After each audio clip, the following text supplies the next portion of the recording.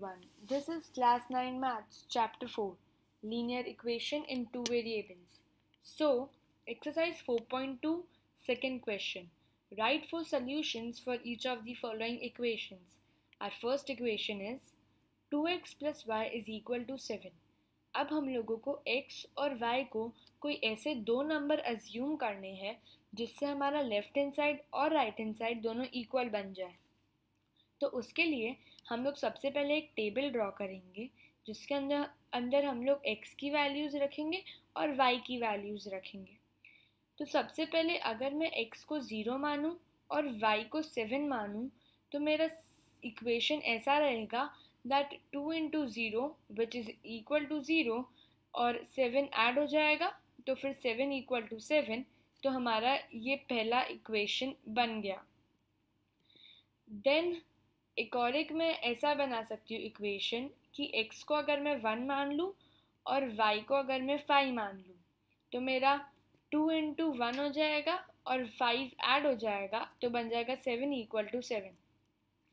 फिर नेक्स्ट अगर मैं x को -1 मान लूँ और y को 9 मान लूँ तो मैं -1 को 2 से इंटू करूँगी which will be -2 + 9 which is 7 equal to 7। मैं ऐसा एक और एक सोल्यूशन कर सकती हूँ कि अगर मैं x को 2 मान लूँ और y को 3 मान लूँ, so 2 into 2 which will be 4 plus 3, that is 7 equal to 7. So now moving further, our second equation is pi x plus y is equal to 0. So यहाँ पे pi मतलब 22/7, तो अब हम लोग उसको भी बहुत इजीली सॉल्व करेंगे। तो अब हम लोग इस बॉक्स में x की वैल्यूज़ और y की वैल्यूज़ लिखेंगे।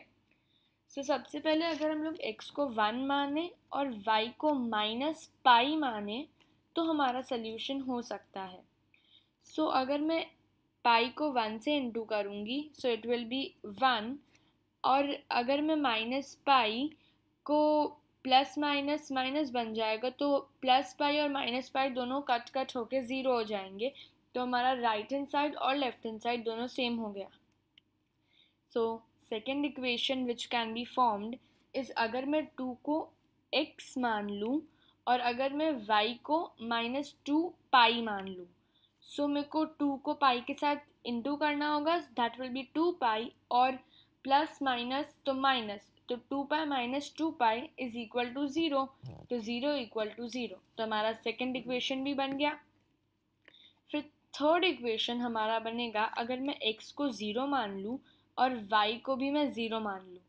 अगर x को 0 मानूंगी तो pi into 0 which will be 0 and 0 + 0 is 0, तो हमारा थर्ड इक्वेशन भी बन गया।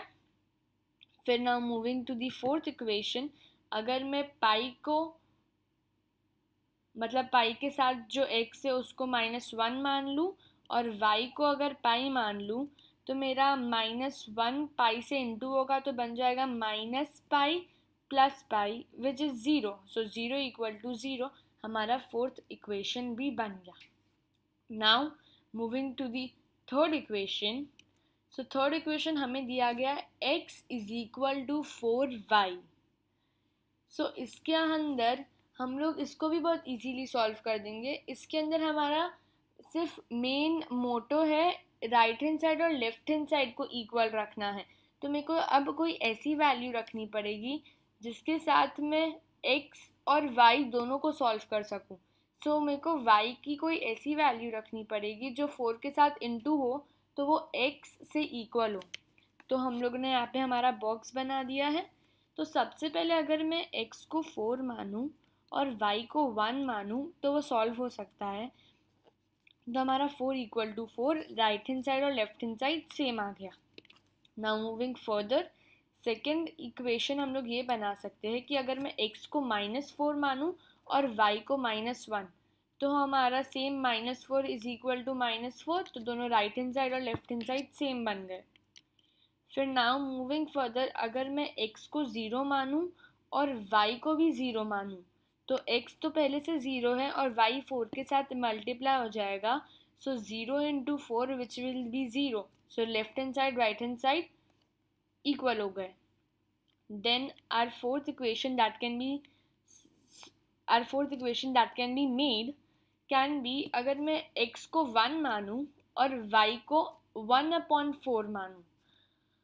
सो अगर मैं 1/4 को 4 से मल्टीप्लाई करूँगी तो फिर वो 4/4 बन जाएगा which will be equal to 1. तो हमारा वापस एक और एक इक्वेशन बन गया और हमारा ये क्वेश्चन सॉल्व हो गया.